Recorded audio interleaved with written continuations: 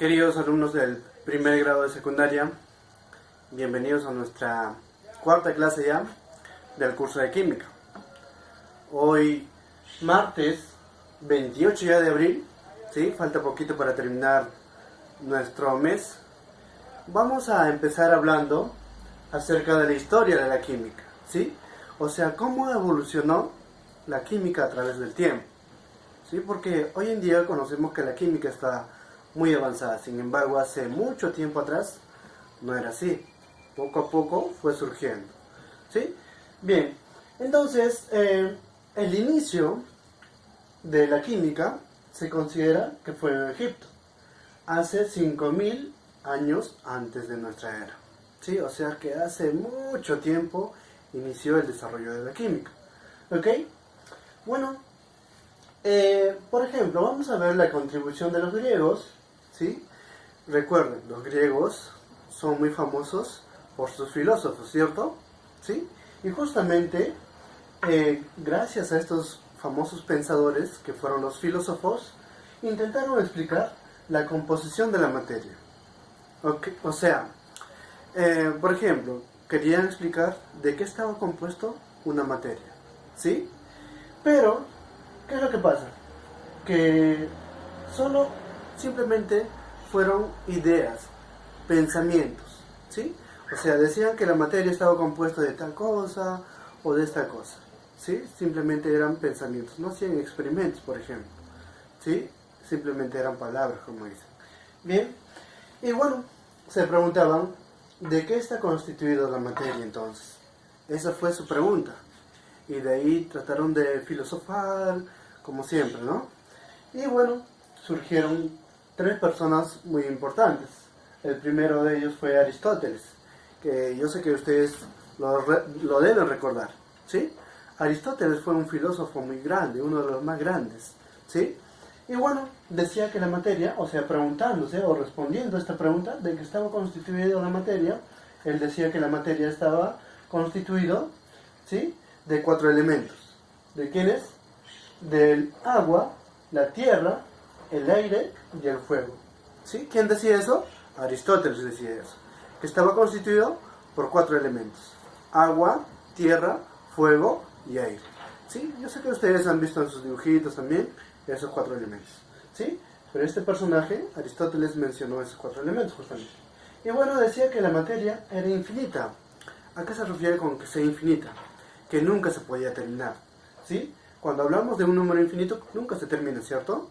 Y él decía que la materia nunca se terminaba, o sea, solo se transformaba, ¿sí? Bien. Ahora, también surgieron otros personajes, Leucipo y Demócrito, que yo sé que también en sus nombres les suena, ¿ok? Bueno, decían que la materia era finita. Él decía que era infinita. Ellos decían que era finita. O sea, ¿qué quiere decir eso? Que la materia se podía acabar. Eso es lo que decían ellos, ¿sí? Y además, ellos indicaban que la materia estaba conformada por partículas pequeñas llamadas átomos, ¿sí? De ahí viene justamente lo que estudiamos ahora, que son los átomos, ¿sí? Ellos fueron los iniciadores. Y como se darán cuenta, Aristóteles fue el iniciador de los 4 elementos también, ¿sí? Bueno, ahora vamos a ver la alquimia. La alquimia, ¿qué es la alquimia, profesor? A ver, ¿alguna idea de qué es la alquimia? Bueno, la alquimia fue practicada por los primeros químicos. Los primeros químicos llamados también como los alquimistas, ¿sí?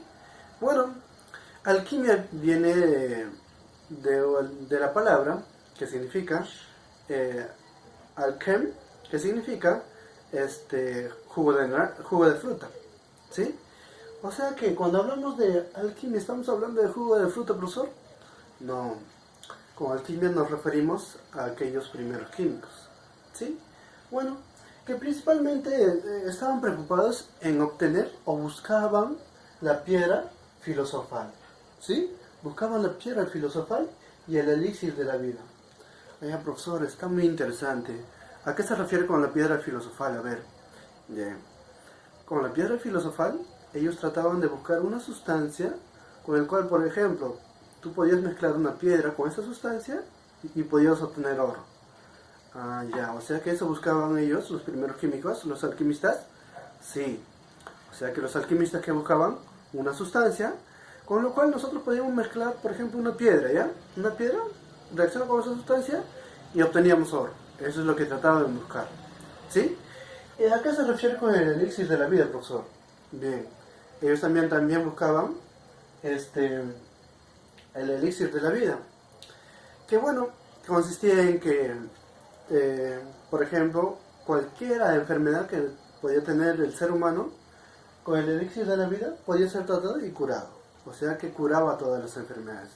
Eso es lo que trataban de buscar. ¿Y lo han encontrado?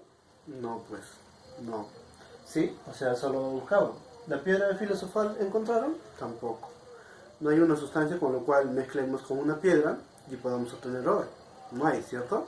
O sea, fueron unas ideas tal vez locas en la antigüedad, ¿no?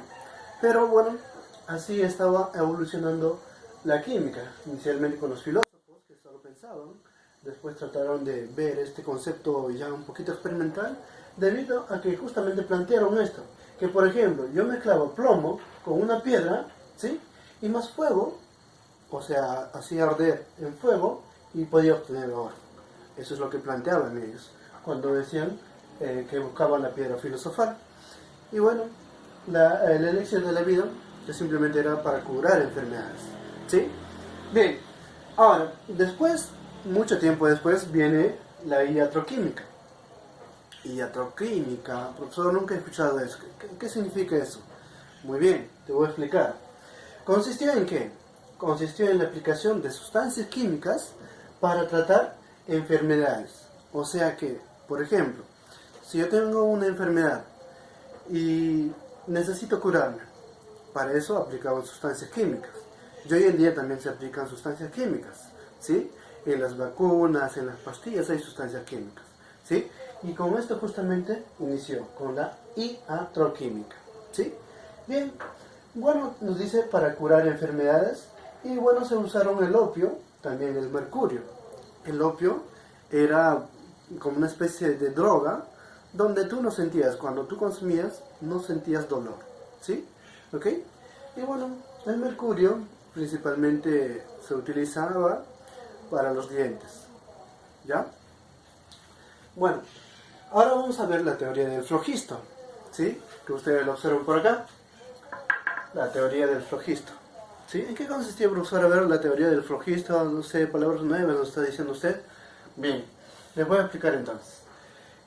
La teoría del flogisto se afirmaba, o bueno, los que afirmaban que existía la teoría del flogisto decían que todos los cuerpos, ¿sí?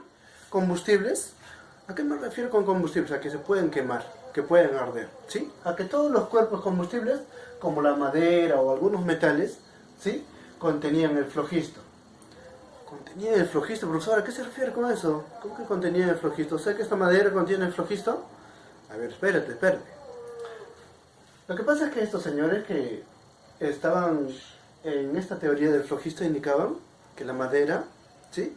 Por ejemplo, yo quemo esta madera y bueno, combustiona, o sea, arde y se libera el flogisto.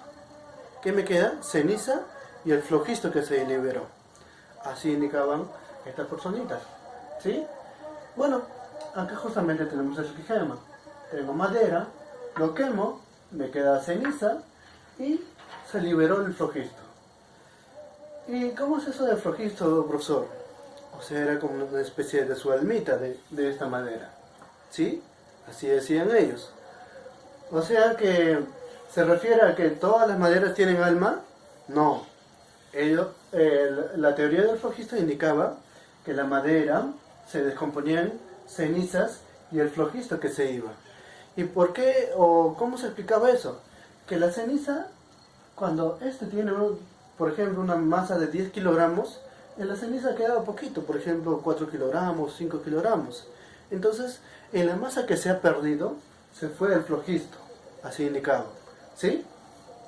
Y bueno, de eso trata la teoría del flogisto. Bien, luego viene la teoría o la química moderna. La química moderna inició con Antoine Lavoisier, ¿sí? Y bueno, este señor es el fundador, ¿sí? Y este señor justamente hizo varios experimentos donde hizo caer a esta teoría del flogisto. ¿Qué hizo? Primero pesó, por ejemplo, si hizo experimentos con madera, primero pesó la madera, ¿sí? Y luego pesó el producto, lo que se había quemado, ¿sí? Y vio que sí, pues cumplía, ¿no? Que la madera pesaba más y la ceniza pesaba poquito. Entonces probablemente se fue el flogisto con las demás masas, ¿no es cierto? ¿Sí? Pero, ¿qué es lo que pasa? Encontró que en algunos metales, cuando quemaba algunos metales, después de quemar el metal, al final, con la ceniza, aumentaba la masa. Y dijo, no, tu teoría del flogisto no funciona, porque acá tú dices que acá inicialmente tenía bastante masa y después me queda poquito, y el flogisto se fue con lo demás. Y ahora me doy cuenta que yo quemo esta materia y en la ceniza me queda mayor cantidad de masa, ¿sí? Entonces, ¿qué pasa? El oxígeno del medio ambiente está entrando a la ceniza, ¿sí? Y bien, y justamente por eso es que pesa un poco más la sustancia o el producto, ¿sí?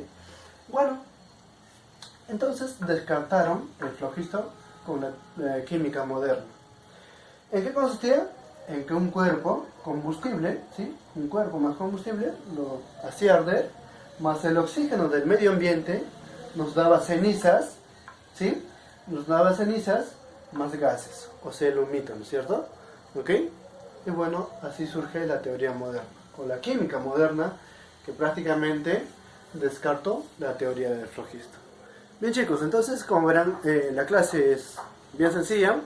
Hemos visto desde la antigüedad cómo los filósofos pensaron de qué estaba conformada la materia. Vimos también los alquimistas, que también eran conocidos como brujos, ¿sí? Porque hacían como una especie de práctica en lugares ocultos y las personas no sabían por qué se ocultaban, porque ellos hacían justamente sus experimentos, ¿sí? Bien. Bueno, la iatroquímica también ya vimos, que consistía en la aplicación de sustancias químicas para tratar enfermedades. La teoría del flogisto, que decían que la materia tenía como una especie de almita, ¿cierto? Y bueno, la química moderna, donde ya hicieron experimentos, ¿sí? Bien chicos, entonces espero que puedan desarrollar una pequeña práctica que les he dejado y nos vemos en la siguiente clase. Chao, chao.